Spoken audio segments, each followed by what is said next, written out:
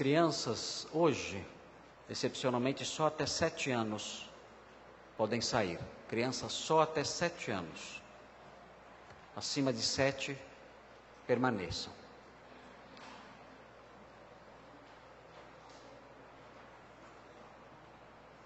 Irmãos, nós prosseguimos nas nossas exposições relacionadas à vida após a morte, sobre o céu, a vida após a morte para o crente.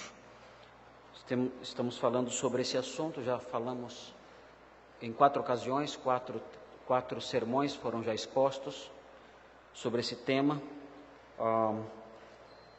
E agora vamos iniciar o estudo desse texto, que é muito conhecido, que também fala sobre o futuro dos crentes, incluindo os crentes mortos. 1 Tessalonicenses 4, 13 a 18. É um texto clássico sobre o arrebatamento da igreja, a ressurreição e arrebatamento. Eu quero apontar para os irmãos aqui, nesse texto, algumas verdades ligadas a esse tema, que é importante que os irmãos conheçam pelas razões que eu vou enumerar também. Antes, é importante que os irmãos saibam que as 2 cartas de Paulo aos Tessalonicenses estão entre as primeiras cartas do apóstolo Paulo. O apóstolo Paulo esteve em Tessalônica na Macedônia, a parte norte, ao norte da Grécia. Ele esteve em Tessalônica entre os anos 49 e 52, na sua segunda viagem missionária. Foi a segunda cidade que o apóstolo Paulo visitou na Europa. A primeira cidade foi Filipos, a segunda cidade foi Tessalônica. E o episódio da visita, que abrange a visita do apóstolo Paulo em Tessalônica, está registrado em Atos, no capítulo 17. Os irmãos podem ler em casa depois, Atos 17, de 1 a 10, ou se quiserem dar sequência à leitura até o versículo 15, mostrando também alguns desdobramentos da sua visita lá. Mas o apóstolo Paulo esteve em Tessalônica e ele quando visitou a cidade, ele com seus companheiros enfrentaram alguns conflitos com a sinagoga, alguns conflitos com os judeus.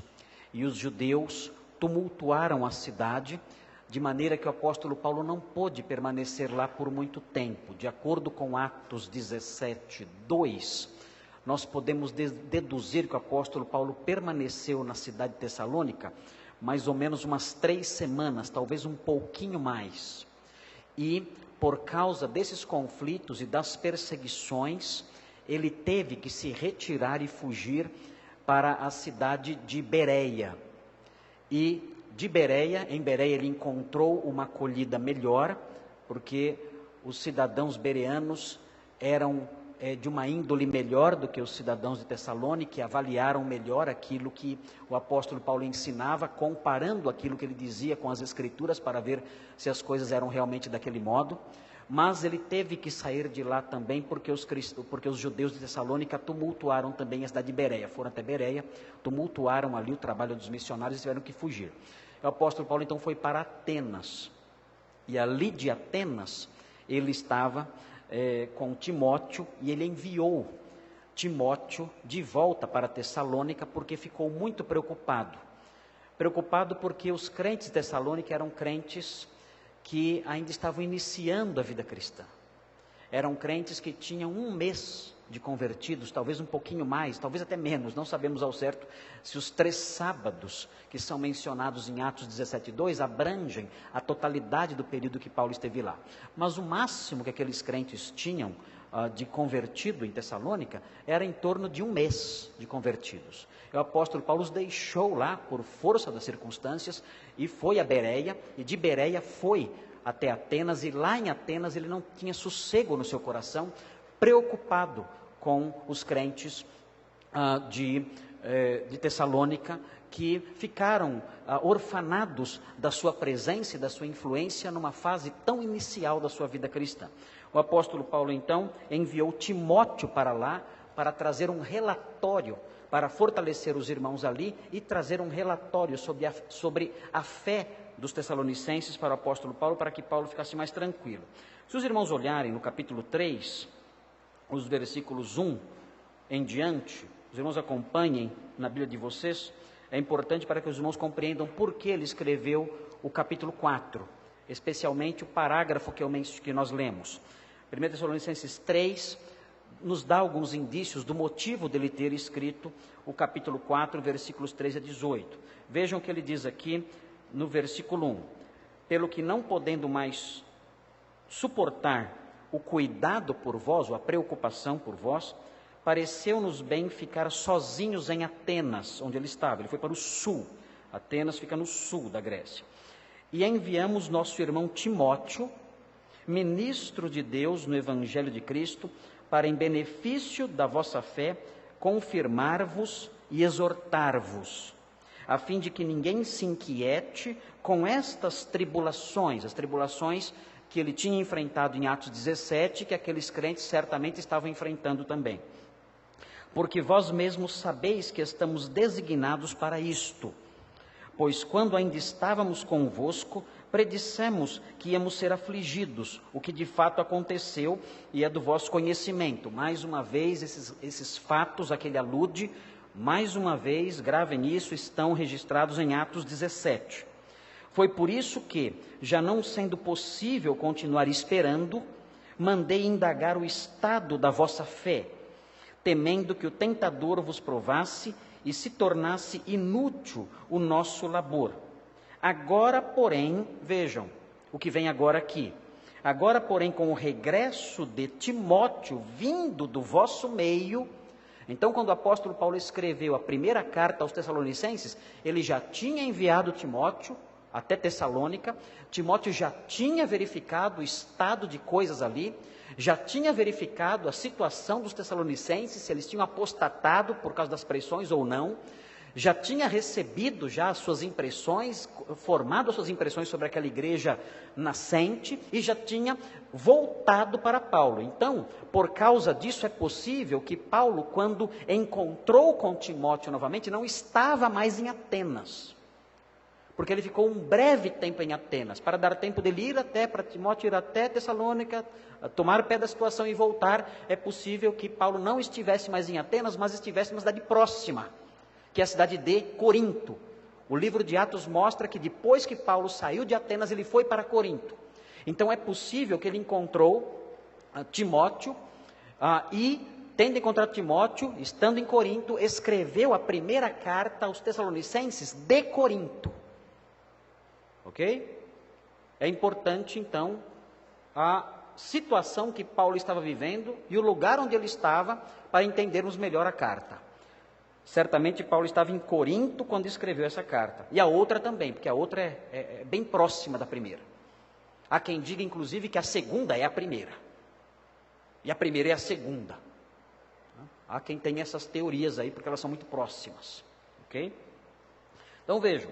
Agora, porém, com o regresso de Timóteo, vindo do vosso meio, trazendo-nos boas notícias da vossa fé e do vosso amor, e ainda de que sempre guardais grata lembrança de nós, desejando muito ver-nos, como aliás também nós a vós outros, sim, irmãos, por isso fomos consolados acerca de vós pela vossa fé, apesar de todas as privações e tribulação, porque agora vivemos, se é que estáis firmados, ou já que estáis firmados no Senhor.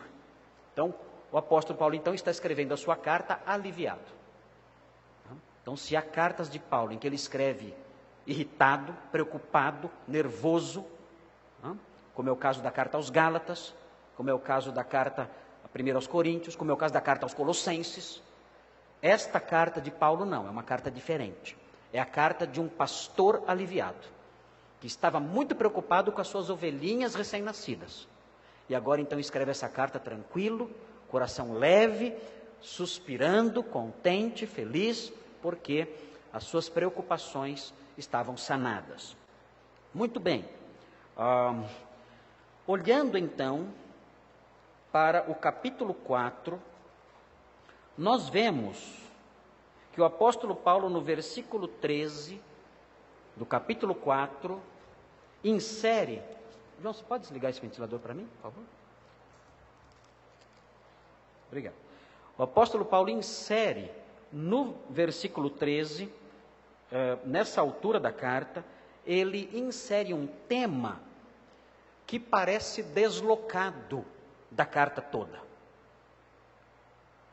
Ele diz: não queremos, porém, irmãos, que sejais ignorantes com respeito aos que dormem.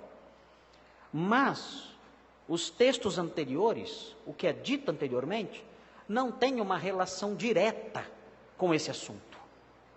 Por que o apóstolo Paulo insere esse assunto aqui nessa altura da sua carta? Então, para descobrirmos por que Paulo insere repentinamente esse assunto, é necessário que nós tenhamos em mente esse fato de que Paulo recebeu de Timóteo, tinha acabado de receber de Timóteo, informações ou um relatório sobre o estado de coisas na igreja de Tessalônica. E certamente, quando Timóteo chegou e encontrou Paulo em Corinto, disse a ele: olha, as coisas estão bem, eles estão firmes na fé, mas há um assunto que tem preocupado os irmãos ali. Não deu tempo de você falar sobre isso, porque você ficou apenas algumas semanas em Tessalônica. Não deu tempo de mencionar todos os assuntos. Não deu tempo de dar uma aula de teologia completa para os novos convertidos ali. E eles estão tristes por causa da má compreensão que tem sobre os que morreram, sobre os crentes que morreram. Essa é a preocupação deles. Eles estão entristecidos, estão desanimados, e esse assunto é um tema que tem preocupado os irmãos ali. Então o apóstolo Paulo, quando escreve a sua carta, não vê esse tema como uma inserção despropositada. Quando o apóstolo Paulo insere esse tema aqui na sua epístola, ele está pensando na realidade dos crentes novos de Tessalônica. Então, para ele, não é um tema deslocado do todo.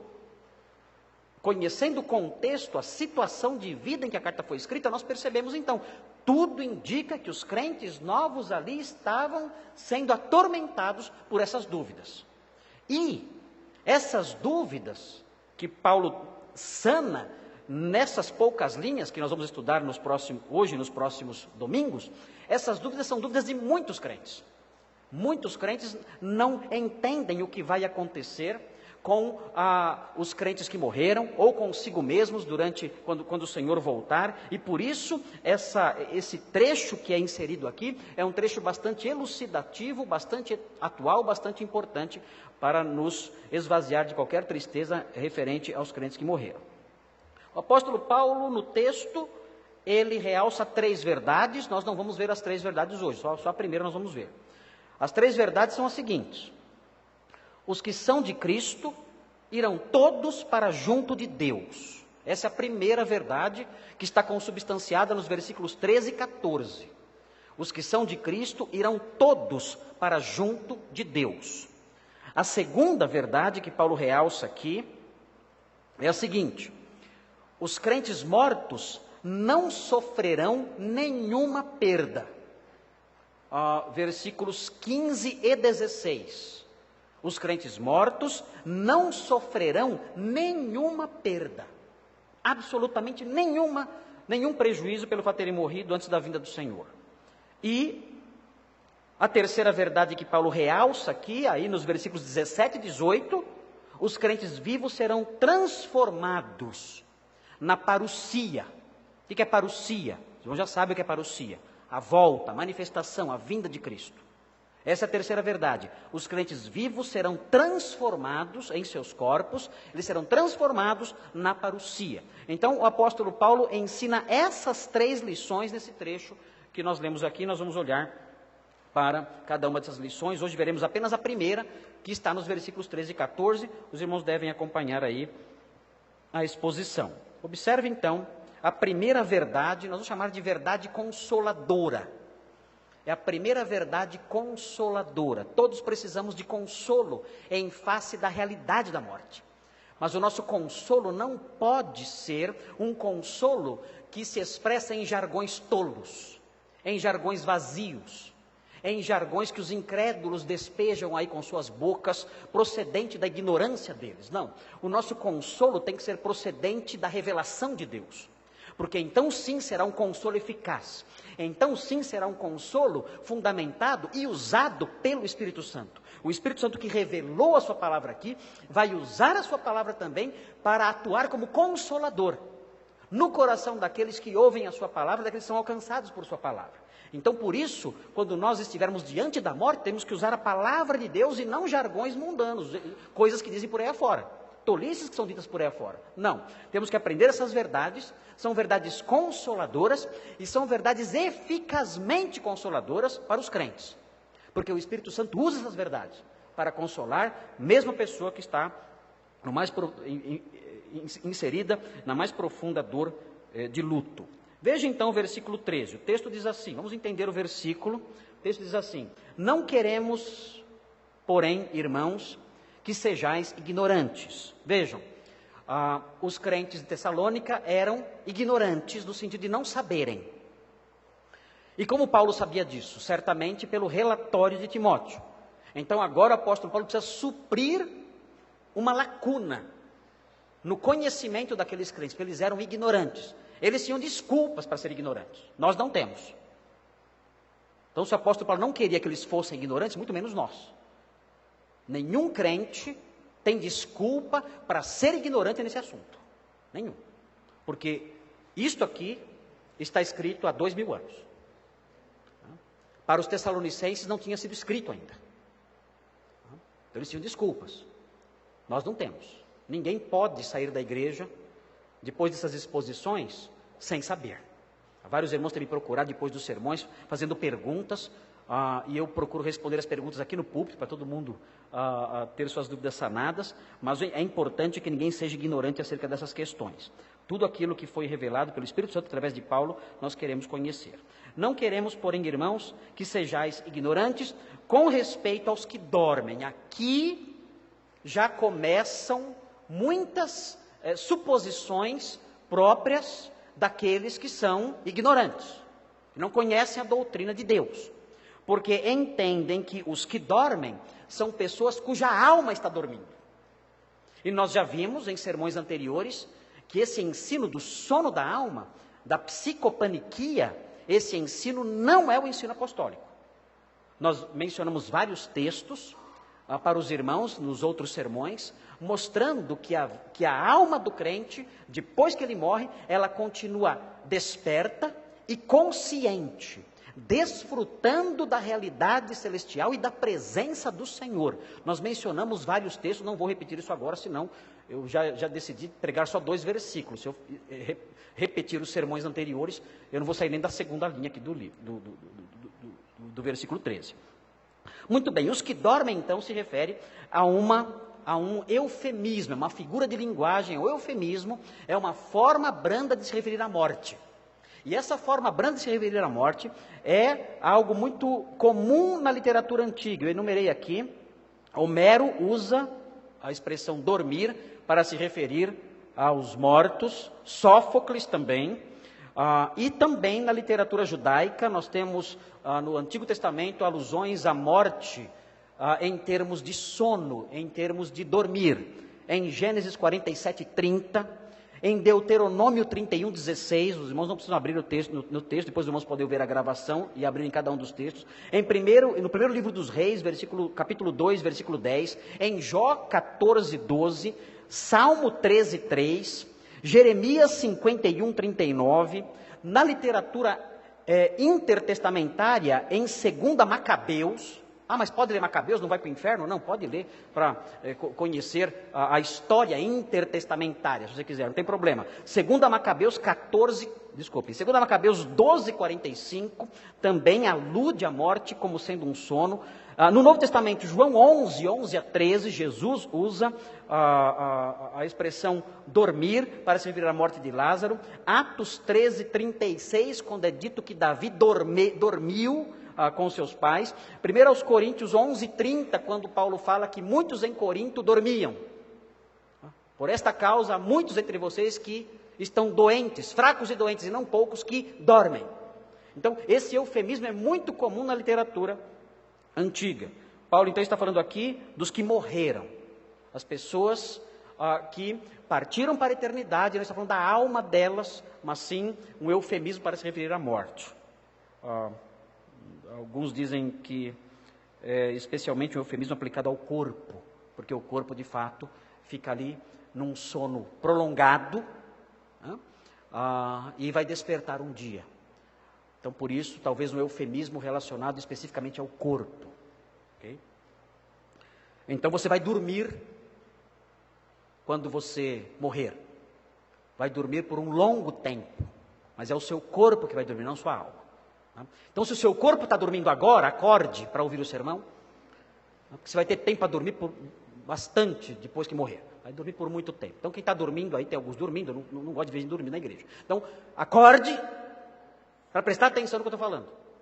E fique tranquilo que você vai ter muito tempo para dormir no futuro. Ok? Muito bem, continuando aqui o versículo 13, com respeito aos que dormem, para não vos entristecerdes como os demais. Essa expressão, para não vos entristecerdes. Aqui nós temos o propósito principal do apóstolo Paulo ao ensinar essa doutrina. Por que o apóstolo Paulo não quer que eles sejam ignorantes sobre os mortos? Por quê? Ele diz aqui por quê. Para não vos entristecerdes. Então é uma preocupação pastoral. Ele não quer somente passar conhecimento teórico para as suas ovelhas, por assim dizer. Ele quer pastoreá-las. Ele está preocupado com o coração delas. Ele não quer que elas se entristeçam. Ele fala, o que eu vou dizer para vocês, o que eu vou ensinar para vocês, é para que vocês não vivam tristes. Porque se nós tivermos uma noção errada sobre a morte, isso pode gerar tristeza. Na antiguidade, o mundo dos mortos era considerado um mundo tenebroso, um mundo nebuloso, um mundo frio, um mundo triste. A pessoa que morria, ela entrava para regiões sombrias. Eu mencionei já para vocês o que está escrito na lápide, no mausoléu do imperador Adriano em Roma. Está escrito ali, pequena alma terna, flutuante. Lembram que eu mencionei isso para vocês num sermão? Num desses sermões anteriores? Pequena alma terna, flutuante, hóspede e companheira do meu corpo.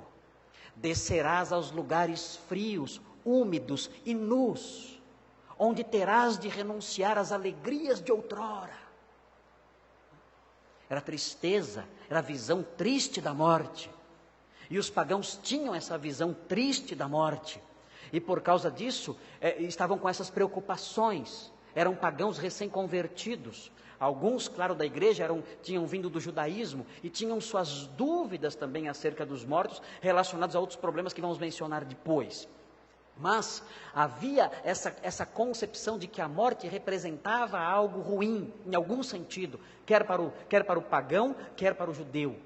E eles, convertidos agora, tinham que aprender lições novas, as verdades apostólicas, para se livrarem dessas tristezas. Nós, que vivemos hoje, no século 21, nós temos também concepções, enfrentamos concepções que estão presentes na mente dos homens que os entristecem. A concepção dominante nos dias modernos é o existencialismo materialista. O existencialismo materialista, que é o que domina a maior parte do pensamento do homem contemporâneo, diz o seguinte, e tranquilo que ninguém morreu não, é só uma bombinha só. O existencialismo materialista diz o seguinte, quando o homem morre, ele simplesmente apodrece. Essa é a expectativa do homem contemporâneo, da maior parte das pessoas. Quando o homem morre, ele simplesmente apodrece. Então você vê o seu irmão na fé, o seu ente querido, que morreu e não há esperança nenhuma de revê-lo, porque ele simplesmente vai apodrecer, nada além disso. E essa é uma situação desesperadora, essa é uma situação que gera tristeza, essa é uma situação que gera angústia, porque o homem sem Deus, ele vê assim a morte e ele se entristece, então, em demasia. Ele se entristece além daquilo que os crentes experimentam, porque ele não tem esperança. E essa falta de esperança decorre da sua ignorância acerca da morte. E de outros fatores que vamos ver depois. O texto diz, para não vos entristecerdes como os demais. Há aqui uma divisão da humanidade. Existe aqui, no começo do versículo, a expressão irmãos. E depois vem uma outra expressão, a expressão demais. A humanidade está dividida nesse versículo. Há os irmãos e há os demais. É importante você saber a qual dos grupos você pertence. Se você pertence aos irmãos ou se você pertence aos demais. Porque a esperança de que o texto fala aqui pertence aos irmãos, não pertence aos demais.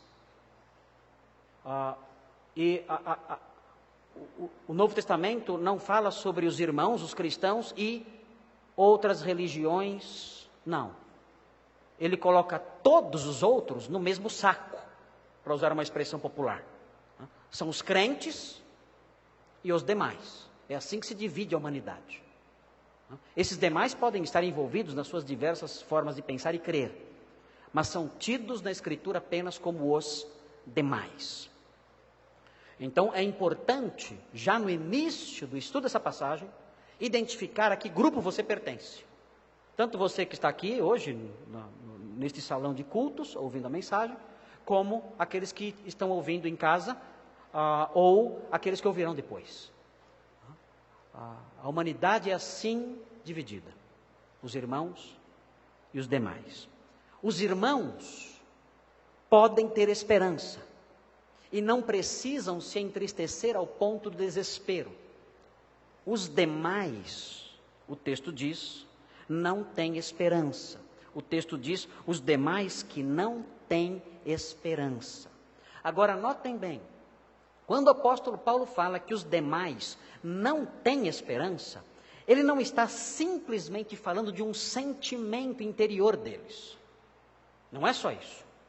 Ele não está somente dizendo, olha, os demais, eles, por não conhecerem a realidade, eles não nutrem nenhum sinal, nenhuma chama de esperança no coração. Isso é verdade, mas não é só disso que ele está falando. Ele está dizendo que eles não têm esperança, e não há esperança para eles. Eles não têm esperança, e não há esperança para eles. Por que não há esperança para eles? Porque a ira de Deus está sobre essas pessoas. E não pode haver esperança para aqueles que estão debaixo da ira de Deus. Se os irmãos olharem o versículo 9 do capítulo 5, vejam o que vai acontecer. 5:9. Diz assim o texto: porque Deus não nos... Quem são esses nos? São os irmãos ou os demais? Esse nos são os irmãos. O texto diz, porque Deus não nos destinou para a ira, mas para alcançar a salvação mediante nosso Senhor Jesus Cristo. Isso se aplica aos irmãos. Agora, se você olhar esse versículo e aplicá-lo aos demais, o que aguarda os demais? O texto diz, o texto pode ser lido de modo a entender o que aguarda os demais, porque Deus não nos destinou para a ira está reservada para os demais. Veja o capítulo 1, no versículo 10. 1:10. E para guardardes dos céus, 1:10. E para guardardes dos céus o seu Filho, a quem ele ressuscitou dentre os mortos, Jesus, que nos livra. Quem é esse nos? Ele nos livra da ira vindoura. Quem é esse nos? São os irmãos ou os demais? São os irmãos. E os demais? Os demais não serão livres, não ficarão livres da ira vindoura. Então, quando o apóstolo Paulo diz que os demais não têm esperança, isso significa, inclusive, que não há esperança para eles, que eles estão destinados para a ira. Como se livrar disso? O apóstolo Paulo explica como se livrar disso em Romanos 5:1. Portanto, agora nenhuma condenação há para os que estão em Cristo Jesus. Aqueles que creem em Cristo Jesus são inseridos na igreja dele, no aprisco dele. Para essas pessoas não há nenhuma condenação. Existe paz com Deus. Romanos 5 menciona isso, Romanos 8:1 menciona isso, Romanos 5:1 mencionam isso. Existe paz com Deus. Justificados, pois, mediante a fé, diz Romanos 5:1, temos paz com Deus. O homem que crê, ele se livra da ira vindoura. Ele deixa de pertencer aos demais. Ele passa a pertencer aos irmãos. Então ele passa a ter paz com Deus e passa a ter esperança. Então, o versículo 13 divide os homens e mostra que os cristãos, eles devem conhecer as verdades acerca da escatologia individual, as verdades acerca da ressurreição, as verdades acerca do arrebatamento da igreja que serão expostas a seguir, e eles devem conhecer essas verdades para que eles não se entristeçam da mesma forma como o outro grupo se entristece, os demais. Estes, não há esperança para eles. Enquanto alguém pertencer ao grupo dos demais, não haverá esperança para essa pessoa. Não há como escapar da ira de Deus pertencendo aos demais. É necessário pertencer ao grupo dos irmãos. Os crentes de Tessalônica, eles talvez estivessem preocupados com os que morreram, porque talvez eles crescem na ressurreição dos mortos. Talvez Paulo tenha falado sobre isso para eles, mas eles não entendiam o que aconteceria com os mortos caso o Senhor voltasse e algum deles tivesse morrido. Como nós vamos participar das bênçãos da segunda vinda se nós estivermos mortos? E os que morrerem entre nós, como vão participar das bênçãos da segunda vinda? Na visão dos judeus, o arrebatamento tinha acontecido só com vivos. Quem no Antigo Testamento foi arrebatado? Enoque. Quem mais? Elias. Nenhum morto foi arrebatado no Antigo Testamento. Então o conceito de arrebatamento para os judeus era um conceito ligado somente a pessoas vivas. Pessoas mortas não. Então eles pensavam, os crentes ressuscitam. E aí? Eles não vão subir, vão ficar aqui? E se eles ficarem aqui, há uma ira por vir. Eles vão experimentar essa ira, eles não vão ser abençoados pelos benefícios que a segunda vinda vai trazer? Essa era também uma preocupação deles. Por isso o apóstolo Paulo fala não somente da ressurreição, mas também dizendo, olha, os crentes que estiverem mortos quando o Senhor voltar, não somente ressuscitarão, mas também subirão aos céus juntamente conosco. Por isso o apóstolo Paulo corrige esse pensamento, porque eles imaginavam que a ressurreição não seria seguida pelo arrebatamento. A ressurreição seria seguida apenas pela ira de Deus, que viria, como o apóstolo Paulo menciona no capítulo 5, versículo 9. Muito bem, vamos então olhar agora o versículo 14. O texto diz assim: nós não devemos nos entristecer como os demais, que não têm esperança, pois, se cremos que Jesus morreu e ressuscitou, essa expressão, se cremos, ela não é uma expressão que implica dúvida.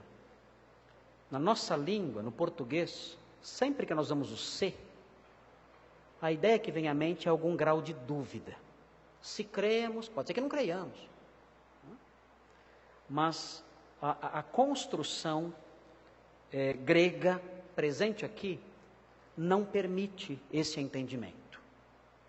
A construção grega presente aqui, usada aqui pelo apóstolo Paulo, deve ser lida da seguinte forma: pois, já que cremos que Jesus morreu e ressuscitou.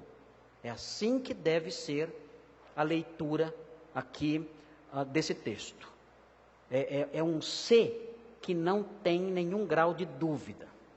Eu já vi alguns sermões usando aquele diálogo de Jesus com Satanás, em que Satanás, na tentação, fala assim para Jesus: se és o Filho de Deus, então... E aí então o pregador fala assim: está vendo? O diabo questiona se a gente é filho de Deus. De fato, o diabo faz isso, só que não foi isso que ele fez nesse texto. Quando o diabo disse, se és filho de Deus, o diabo estava dizendo, já que você... Ele não estava colocando em dúvida o fato de Jesus ser filho de Deus.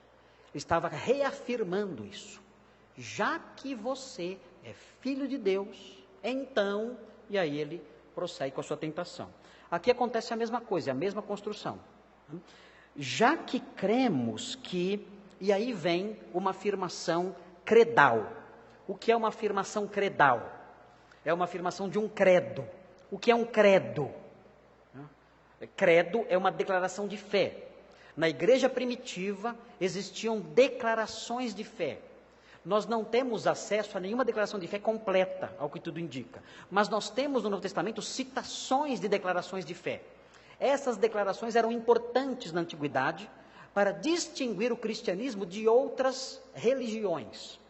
E posteriormente se tornaram ainda mais importantes quando começaram a surgir supostas facções cristãs, que não tinham nada de cristianismo. Então os credos se tornaram mais importantes ainda. Nós temos um credo específico. As igrejas geralmente escrevem um credo, para se distinguirem, para que nós possamos olhar para esse credo e distinguir aquela igreja das outras igrejas que há por aí, ou de seitas que há por aí.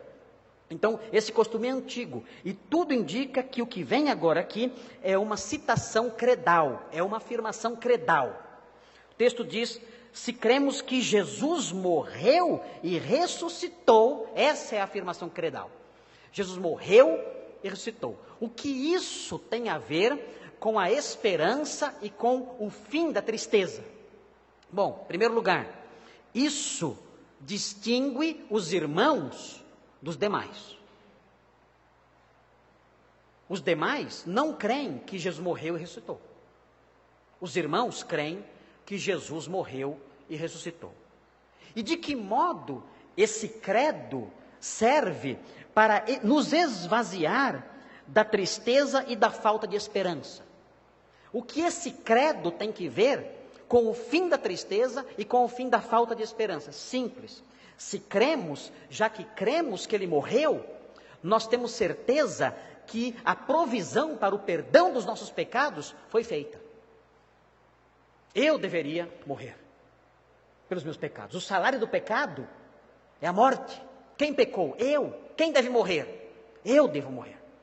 Mas Cristo morreu pelos nossos pecados. Então, se eu antes vivia entristecido, sem esperança, agora que eu creio que Jesus morreu, eu posso ter alegria e esperança, porque o preço do meu pecado, a pena do meu pecado foi sofrida por um substituto perfeito. E mais, esse fim de tristeza e esse fim de esperança está relacionado também ao fato de que ele ressuscitou. Se ele ressuscitou, eu sei que seguindo os caminhos dele e trilhando no rumo dele, eu também viverei. Porque ele próprio disse, porque eu vivo, vós também vivereis. A prova da minha ressurreição é a ressurreição dele. Cristo é as primícias. E se ele ressuscitou e eu participo da sua vida, eu também ressuscitarei um dia. Se Ele me dá a sua vida, se Ele me concede a sua vida e Ele ressuscitou, eu também participarei dessa vida dele, dessa vida ressurreta. Por isso esse credo está relacionado ao fim da tristeza e ao fim do desespero. Como deixar de lado, como vencer a tristeza e o desespero diante da morte? Simples, eu preciso de um credo. Eu preciso de um credo. Há um credo que me livra da tristeza e do desespero. E qual é esse credo? É uma linha apenas, algumas palavrinhas apenas, 3 palavrinhas só. Jesus morreu e ressuscitou. Esse é o credo. E esse credo faz com que o meu coração seja esvaziado da tristeza em face da morte, da falta de esperança diante da morte. Se você não adota esse credo, não há como escapar da tristeza e do desespero. E o texto prossegue. Se cremos que Jesus morreu e ressuscitou, assim também Deus, mediante Jesus, notem essa expressão, mediante Jesus. O que Deus vai fazer, o que Ele vai mencionar agora, acerca dos mortos, Ele vai fazer mediante Jesus. Agora, a explicação do que Ele vai fazer mediante Jesus, está no versículo 15 e 16. O versículo 15 e o versículo 16 mostram o que Deus vai fazer mediante Jesus. Mas nós vamos estudar isso só no próximo domingo, não hoje. O texto diz que haverá um comando, dada a sua palavra de ordem. O Senhor Jesus dará uma palavra de ordem, por isso que é mediante Jesus. Ele dirá algo para que os mortos ressuscitem, como Ele fez com Lázaro. Ele vai chamar os mortos, Ele vai dar uma palavra de ordem, e então os mortos ressuscitarão. Por isso é mediante Jesus, mas nós veremos isso no próximo sermão, quando falarmos sobre os versículos 15 a 18. O texto diz, assim também Deus, mediante Jesus, trará em sua companhia os que dormem. E aqui é importante entender o que esse texto está dizendo. O que significa trará em sua companhia os que dormem? A primeira impressão que nós temos quando lemos o versículo é que Deus, quando Jesus voltar, as almas que estão no céu, Deus vai trazer em sua companhia. Então Ele virá e trará em sua companhia os que dormem, e essas almas vão se encontrar com o corpo, um grande abraço, prazer em rever você depois de tanto tempo, e vão se reencontrar, e vai haver uma grande festa, e os mortos vão ressuscitar. Não é isso que o texto está dizendo aqui. Quando o texto diz que Deus, através de Jesus, trará em sua companhia os que dormem, esse texto deve ser lido assim, prestem atenção. Assim também Deus, mediante Jesus, trará, e agora vem, para a sua companhia, os que dormem. Perceberam a diferença? Perceberam a diferença? Ele não vai trazer em sua companhia as almas dos mortos, não é isso. Como vai acontecer a ressurreição e essa reunião da alma com o corpo novamente? O texto não fala.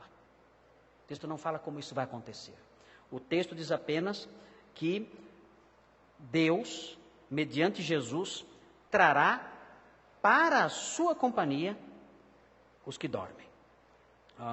Se os irmãos olharem o versículo 17, os irmãos verão a ênfase nisso. O texto diz, depois nós os vivos, os que ficarmos, seremos arrebatados juntamente com eles, com os mortos, entre nuvens para o encontro do Senhor nos ares, e assim estaremos para sempre com o Senhor. Essa ideia, Ele trará para junto de si os que dormem. Então, do que, então, Paulo está falando aqui? Paulo está dizendo que os crentes ressurretos, e depois ele vai inserir também aqui os crentes vivos no dia da volta do Senhor, esses crentes serão levados para o céu, ressuscitados, e os crentes vivos transformados. Então vamos ficar aqui. Existe uma teoria que é muito divulgada e que não é herética, nada disso, é uma posição também ortodoxa, também cristã, também evangélica, que diz o seguinte, que os crentes mortos vão ressuscitar, Deus os trará para a sua companhia, junto com os vivos que estiverem ainda vivos quando o Senhor voltar, e se encontrarão com Jesus no céu. Mas não ficarão no céu. Eles se encontrarão com Jesus no céu e voltarão com ele para a terra, para estabelecer então seu reino, ou em outras vertentes, para reinar num novo céu e numa nova terra. E essa concepção, ela é baseada em alguns costumes antigos. Porque na antiguidade, quando um rei ou o imperador ia visitar uma cidade, uma comitiva saía da cidade para se encontrar com esse soberano. E se encontrava com esse soberano fora da cidade, e o recebia ali com honras, reconhecendo a sua dignidade, e tendo encontrado ali então no caminho, voltavam para a cidade. E ali então aquele rei tomava ali posse do seu trono ali naquela cidade. Então, há quem diga, um dos escritores que diz isso, que eu já mencionei em outro sermão, N.T. Wright, que é um dos grandes conhecedores de Novo Testamento da atualidade, bispo anglicano, extremamente conhecedor do Novo Testamento, ele adota essa posição. Os crentes subirão ao céu, mas não para ficar lá. Os crentes ressuscitados, ressurretos, e os crentes transformados na parousia, subirão ao céu, mas não para ficar lá, para se encontrar com o rei que está chegando.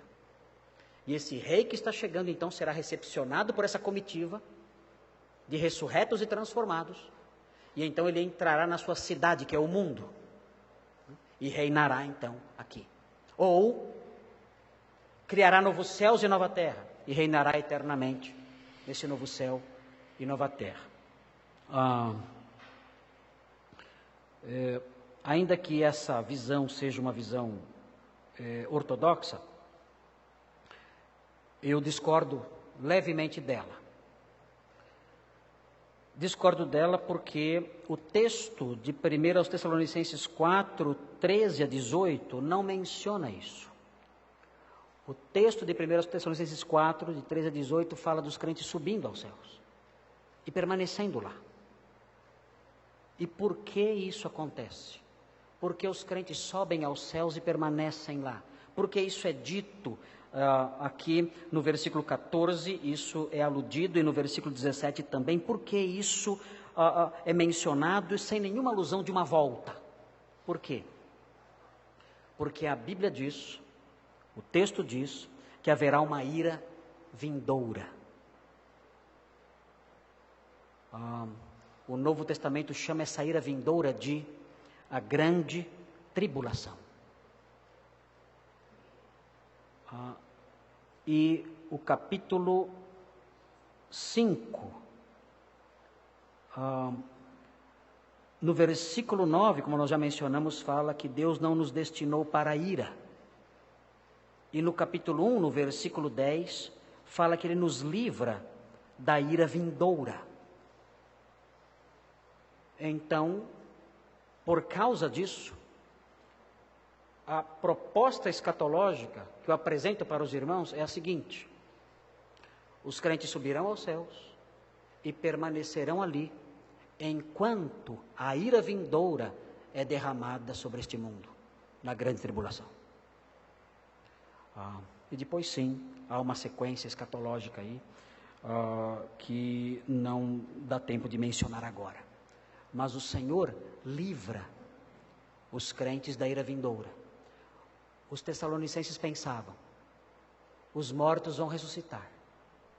Jesus volta, mas os mortos não são arrebatados, porque nós aprendemos no Antigo Testamento que somente os vivos são arrebatados, mortos ressurretos não são arrebatados, e esses mortos ressurretos ficarão aqui e sofrerão essa ira.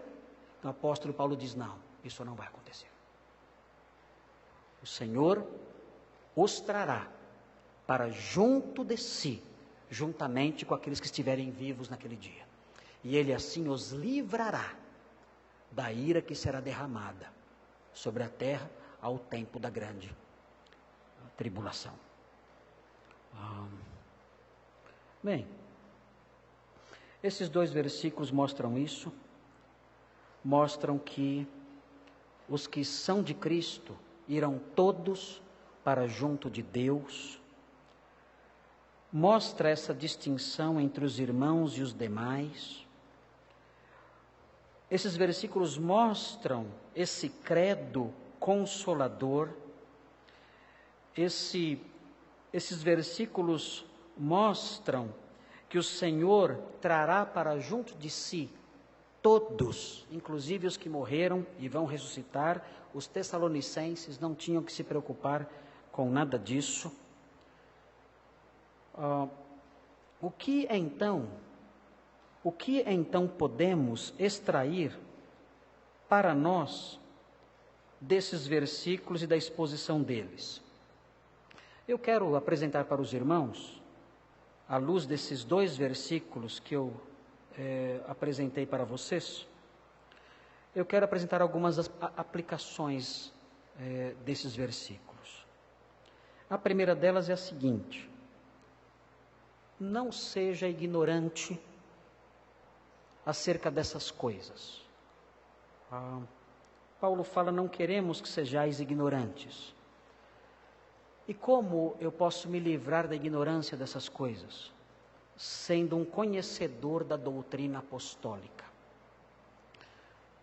Os crentes da atualidade, eles têm estudado muito pouco.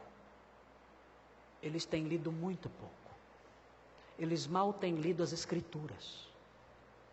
E isso faz com que eles se tornem presas muito fáceis da mentira, do engano, se tornem crentes ignorantes, perguntando coisas infantis, porque sequer a Bíblia eles estão lendo. Então é importante que nós não sejamos ignorantes à luz daquilo que nos foi revelado. É importante que os irmãos leiam essas coisas, conheçam essas coisas, adquiram livros acerca dessas coisas e cresçam no conhecimento disso, para que cresçam também na sua capacidade de consolar os outros. Uma outra aplicação importante aqui: não se deixe levar pelas noções dos demais que existem hoje. Os demais que existem hoje têm seus pensamentos sobre a vida após a morte, se é que tem alguma consideração sobre isso. E muitas vezes o crente se deixa levar por isso. E mundanismo implica, entre outras coisas, pensar como o mundo pensa. O que é o crente mundano? Muitos pensam que o crente mundano é a pessoa, é o crente que usa brinco. Ele é crente, vai no cinema. Então ele é crente mundano. Na realidade, quando nós estudamos a essência do mundanismo nas Escrituras, nós aprendemos que o mundanismo consiste de pensar como o mundo pensa. Se há algum pensamento na sua cabeça que é próprio do incrédulo, então isso faz de você um crente mundano. Então, se você tem pensamentos na sua cabeça acerca da vida após a morte ou acerca de qualquer outro assunto que não são pensamentos bíblicos, que são pensamentos aprendidos na nossa cultura, intuições da nossa cultura, então você é um crente mundano. Você pode dar de terno e gravata, nunca colocar um brinco da orelha, nunca pisar num cinema. Você continua sendo um crente mundano. Porque o seu pensamento não se ajusta ao pensamento da Escritura, mas sim a pensamentos de pessoas que rodeiam você. E isso é ser mundano. Então, não se deixe levar pelas noções do mundo. Conheça a verdade, abrace a verdade, estude a verdade e rejeite os pensamentos do mundo, como o apóstolo Paulo queria que acontecesse com os tessalonicenses. Outro fator importante, e essa parte é uma parte que eu reconheço que é uma parte difícil, mas em face da morte de um crente querido, decida prosseguir munido dessas verdades, sem deixar que a tristeza esmague você. O incrédulo tem razões para se desesperar. O incrédulo tem razões para entrar em pânico e cair num poço de angústia, de desespero, que ele não tem elementos para se levantar. Mas nós, especialmente diante da morte de um crente querido, nós temos condições de prosseguir. Alguns anos atrás eu fui a Fortaleza e eu conheci um casal de missionários americanos e nós fomos almoçar juntos. E eu perguntei, na ocasião a Simone estava comigo. É muito difícil a Simone me acompanhar nas viagens, porque por causa das meninas, algum adulto tem que ficar com as meninas. Mas dessa vez a Simone foi. E estávamos juntos almoçando. E nós perguntamos se o casal tinha filhos. Eles disseram, olha, nós tínhamos um filho que morreu. E nós ficamos bem sem jeito nessa hora. Eu pedi desculpas, desculpe, eu não sabia, eu não queria criar nenhum constrangimento e despertar nenhum sentimento triste em vocês durante o almoço aqui. Me perdoem ter mencionado qualquer coisa relacionada a filhos de vocês. Disseram, não, eu vou contar o que aconteceu para você. E eles me disseram o seguinte, que nesta época do ano agora, no Natal, o filho deles foi na casa de um irmão da igreja, e esse irmão da igreja tinha enfeitado toda a casa com luzinhas de Natal, luzes de Natal, e havia uma piscina na casa, e o menino foi brincar na piscina, e quando foi brincar na piscina, por alguma razão, alguém tropeçou lá num fio das luzinhas, e o fio caiu na piscina, e o menino morreu eletrocutado, com 16 anos de idade. Terrível a história, uma tragédia, uma coisa assustadora, muito triste isso. E claro que a conversa no almoço tomou outro rumo, né? E eu disse, o que vocês fizeram? Eles disseram o seguinte, pastor, chegou um momento em que nós dissemos, nós temos que viver. Nós temos que prosseguir. Nós não temos opção. Nós temos que continuar. Nós temos que continuar. Nós temos condições disso. Nós temos condições de prosseguir. Porque nós sabemos onde nosso filho está. Sabemos o que vai acontecer no futuro. Sabemos da ressurreição. Sabemos que Cristo morreu e ressuscitou. Sabemos o que o aguarda, sabemos onde ele está, sabemos o que o aguarda e sabemos o que nos aguarda. É difícil, mas nós não podíamos continuar naquele poço de tristeza. Nós tínhamos que prosseguir. E nós decidimos prosseguir e prosseguimos. E eu arrisco a dizer que aquele casal era um casal alegre. Eu não sei definir os contornos de alguns tipos de alegria. Eu não sei medir as cores e detectar a coloração exata e o brilho da alegria em alguém. Mas aquele casal, desde o momento que eu conheci, até o dia final ali, em que eu estive em Fortaleza, aquele casal sempre mostrou alegria, sempre. Alegres, contentes, brincalhões, sorridentes, seguindo em frente. Nós decidimos prosseguir. Como? Que elementos vocês ajuntaram? O que vocês colocaram na mochila do seu coração para essa jornada, sem esse menino? Como vocês abasteceram, né, o cantil de vocês para prosseguir nessa jornada ao longo desse deserto tão triste? Eles disseram: nós temos esperança. Cristo morreu e ressuscitou. Nós sabemos onde nosso filho está e sabemos para onde estamos indo. Nós não precisamos nos entristecer como os demais que não têm esperança. Então nós decidimos prosseguir e temos prosseguido. Uma outra aplicação. O texto diz que os incrédulos, os demais, não têm esperança. Isso coloca os incrédulos numa situação muito triste. Isso deve despertar nossa misericórdia em relação aos incrédulos.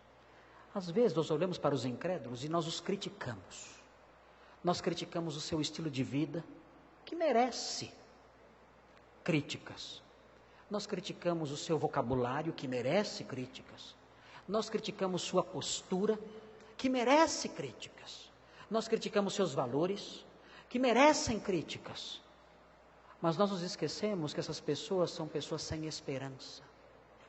São pessoas que sofrem e que dentro delas bate um coração gelado. Dentro delas bate um coração triste, sombrio. O interior delas é como um cemitério numa noite chuvosa. Eles não têm esperança, não têm alegria real. Então nós temos que olhar para essas pessoas e ter misericórdia delas. Então quando olhamos um texto como esse, que fala que os incrédulos não têm esperança, isso deve fazer com que nós nos aproximemos deles e os convidemos para que participem da nossa paz. E os convidemos para que participem da nossa esperança. Nós temos pão. Eles padecem de fome, comendo lixo. E nós temos o pão puro de Cristo. Nós podemos oferecer isso a eles. Podemos nos aproximar deles e dizer: olha, aquilo que pode matar a sua fome, aquilo que pode aquecer o seu coração enregelado, eu tenho. Eis aqui. Coma, beba, se aqueça. Eu não posso olhar para o mundo ao meu redor e apenas me defender dele e atacá-lo. Eu não posso olhar para o mundo ao meu redor e apenas criticar a sua incredulidade, o seu comportamento sujo e imoral. Eu não posso fazer somente isso, ainda que isso tenha o seu lugar em alguns momentos. Eu devo olhar para essas pessoas como pessoas sem esperança e oferecer a eles a paz com Deus mediante o Evangelho. E a última aplicação que eu quero apontar, decorrente desses 2 versículos, é a seguinte: ensine isso a outros irmãos que não sabem. Ensine isso a outros irmãos que não sabem, porque há muitos irmãos que se entristecem, como os demais, porque são ignorantes. Aproxime-se então dos seus irmãos, você que tem parentes, amigos crentes, que desconhecem essas coisas. Você percebe que eles desconhecem essas coisas, são cristãos ignorantes, são cristãos desinformados sobre isso, têm conceitos errados, noções absurdas, e por isso dizem coisas absurdas, pensam coisas absurdas, sentem coisas absurdas, não conseguem lidar com a morte porque não têm conhecimento. ensine essas coisas aos seus irmãos. O texto diz no final: consolai-vos uns aos outros com essas palavras. Consolem-se uns aos outros com essas palavras. Eu não posso consolar um incrédulo com essas palavras. Não há como. Eu me lembro quando faleceu uma nossa irmã aqui na igreja, a irmã Geni, mãe da Érica Nivardo, uma irmã muito querida, muitos anos aqui na igreja. Ela faleceu e o seu culto fúnebre foi aqui no nosso salão social. E dezenas de irmãos estiveram aqui presentes no culto fúnebre. E eu dirigi uma palavra de consolo aos crentes. E no final, quando eu terminei o sermão, eu disse uma palavrinha que assustou todo mundo. Eu disse o seguinte: essas são as palavras de consolo que eu tenho a dizer a todos os crentes em Cristo que estão aqui. Se você não é crente em Cristo, eu não tenho nenhuma palavra de consolo para você. Nenhuma.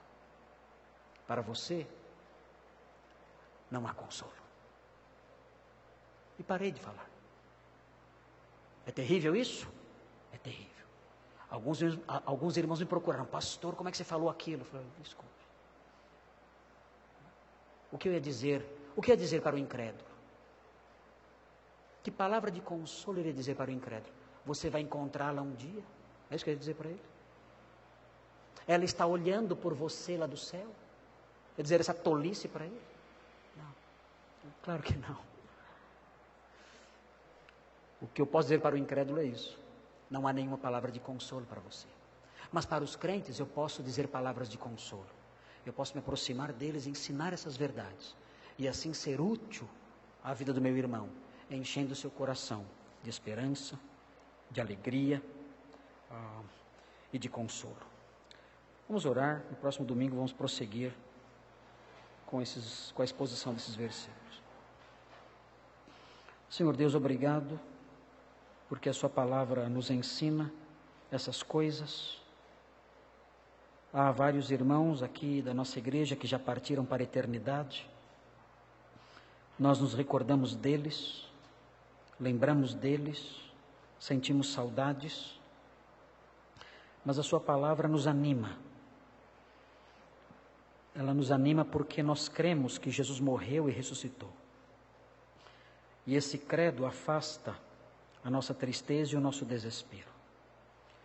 Jesus morreu e por isso temos provisão para o perdão. Jesus ressuscitou e sua vida é dada a nós. Viveremos e eles também viverão. E não somente isso, a sua palavra diz que o Senhor, mediante Jesus, levará para junto de si os que dormem. E não somente os que dormem, mas todos aqueles que estiverem vivos por ocasião da sua vinda. E nós agradecemos porque essas coisas também afastam do nosso coração a tristeza e o desespero. O mundo não tem nenhuma esperança. O mundo espera apenas apodrecer. E por isso o mundo se entristece. Mas nós não pertencemos aos demais. Nós somos o povo consolado. Somos o povo consolado pela sua revelação. Somos o povo consolado pelo seu Espírito, que nos deu a consolação. E queremos pedir que o Senhor nos ajude, para que desfrutemos dessas coisas, transmitamos essas coisas aos outros, ó Deus, para que aqueles que não participam da nossa paz pela fé em Jesus possam participar. E aqueles, ó Deus, que já são crentes e que não conhecem essas coisas, sejam também consolados por elas, através da nossa ministração. Nós pedimos essas bênçãos, pedimos que o Senhor ajude os enlutados, ajude aqueles irmãos que estão aqui hoje e que sentem saudade dos seus entes queridos, que partiram para junto do Senhor, crentes que eram, que o Senhor continue a consolá-los com essas palavras que lemos aqui nessa epístola maravilhosa. Nós pedimos isso em nome de Jesus. Amém.